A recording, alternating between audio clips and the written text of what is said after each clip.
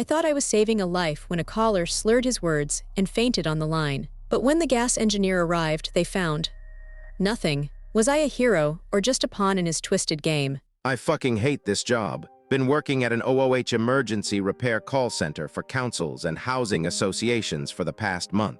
My jaw tightens as I log in to start my shift. Just another day, another dollar, I mutter to myself. That's when I realized something was wrong. My frustration was simmering just below the surface.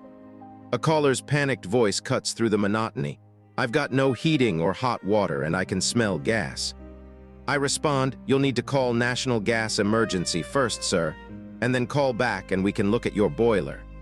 His words start to slur. I'm getting dizzy, lightheaded. My grip on the phone tightens. I'm trying to process the slurred words. I'm getting dizzy, lightheaded. My jaw tightens as I force out a calm tone. Sir, can you please give me your address and name? His response is slow. I live at 14 Elm. His voice trails off.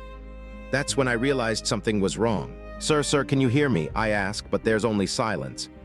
I instantly call an ambulance, my fingers flying across the keyboard as I relay the limited information I have. We need an ambulance at 14 Elm, possible gas leak, caller unresponsive.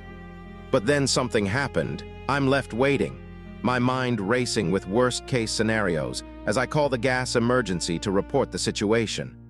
I'm sitting at my call center desk, surrounded by the hum of computers and the muted chatter of colleagues. The fluorescent lights above flicker, casting an eerie glow on the rows of workstations. My eyes are fixed on the Julian. That's what he said his name was, or at least, that's what I think he said. His voice is slurring, words tumbling out in a jumbled mess. I'm going dizzy, lightheaded. He trails off and I feel a surge of adrenaline. Sir, can you give me your address? I ask, trying to keep my tone calm. 14 Elm. He stammers before his voice drops to a whisper. Can't breathe. That's when I realized something was wrong. His jaw must have tightened because his words are barely audible. I glance around the call center, my colleagues oblivious to the unfolding drama. And then it hit me. He wasn't just struggling to breathe, was fighting for his life. And I was the only thing standing between him and the darkness.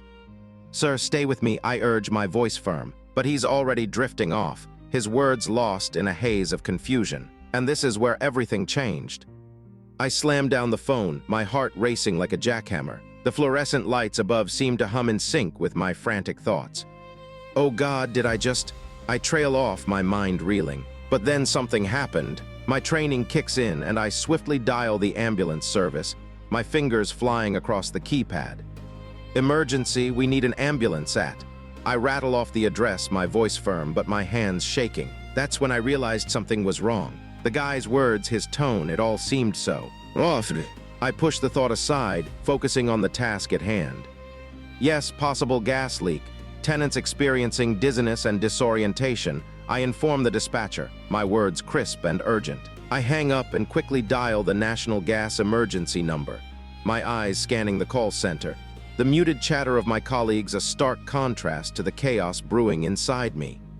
Gas emergency, we have a possible leak at. I begin, my voice steady but my jaw clenched in anxiety. The phone seems to weigh a ton in my hand, as if the fate of the tenant hangs in the balance. And this is where everything changed.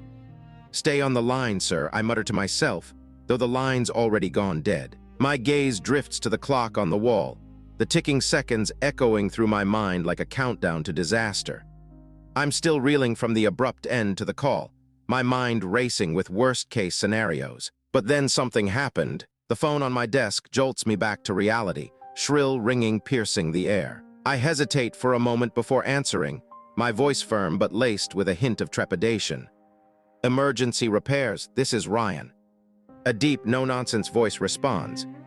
Gas engineer here, just got back from a call at. He rattles off the address I'd managed to scribble down earlier. My eyes narrow, anticipation building. What's the situation? I ask, pen poised over my notepad. No gas leak, mate, he replies, his tone matter of fact. Ambulance is on site, and they've checked the tenant over. He's fine. My jaw tightens, a spark of anger igniting within me. And the boiler, I press, already knowing the answer. Not our problem, but it does need its pressure topped up, he says with a hint of amusement.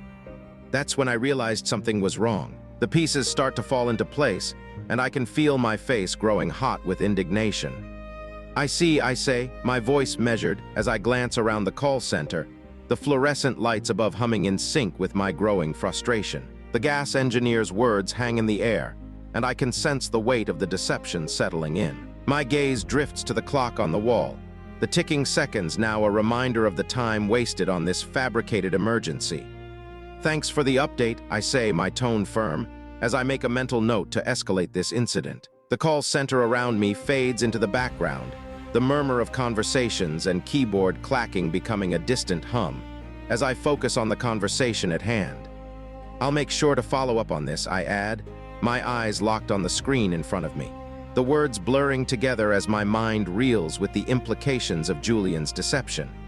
Some people say the tenant was just trying to survive in a tough situation. Others argue he crossed a line by misusing emergency services. So tell me honestly, was his desperation justified or was it just plain wrong? I'm still trying to process the events that just unfolded. So you're telling me you faked a gas leak emergency? I ask, my voice firm but laced with a hint of disgust. Julian's response is nonchalant. Yeah, I just wanted to get my boiler issue resolved quicker. My jaw tightens. You've wasted valuable resources and put people's lives at risk, I say, my words biting.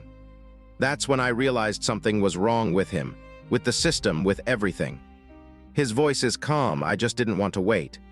I echo the phrase that's been haunting me since this call started. I fucking hate this job. Hello, I'm Dr. Julian Reed. The story unfolding before us is a stark illustration of the toxic dynamic at play in the interaction between Ryan and Julian. In my years of studying toxic relationships, this pattern appears more often than people realize. The psychological manipulation pattern on display here is a classic example of emotional blackmail, where an individual uses guilt, self-pity, or threats to control and influence the behavior of others. In this case, Julian's nonchalant admission to faking a gas leak emergency to expedite the resolution of his boiler issue demonstrates a blatant disregard for the well-being of others and the system as a whole. His calm demeanor in the face of Ryan's outrage is a telling sign of the lack of empathy that often accompanies this type of manipulation. By downplaying the severity of his actions and shifting the focus to his own desires, Julian effectively gaslights Ryan, making him question his own perception of the situation. Ryan's emotional response, ranging from anger to frustration, is completely valid given the circumstances. The sense of indignation and betrayal he feels is a natural reaction to being deceived and having his time wasted. His growing frustration is a testament to the emotional toll of dealing with individuals who engage in emotional blackmail. The weight of the deception settling in, as Ryan so aptly puts it, is a palpable manifestation of the psychological distress caused by this type of manipulation. It's essential to acknowledge the emotional reality of Ryan's experience and recognize the harm caused by Julian's actions. The fact that Julian shows no remorse and instead justifies his behavior by saying he just didn't want to wait speaks volumes about his lack of empathy and accountability. This type of behavior can have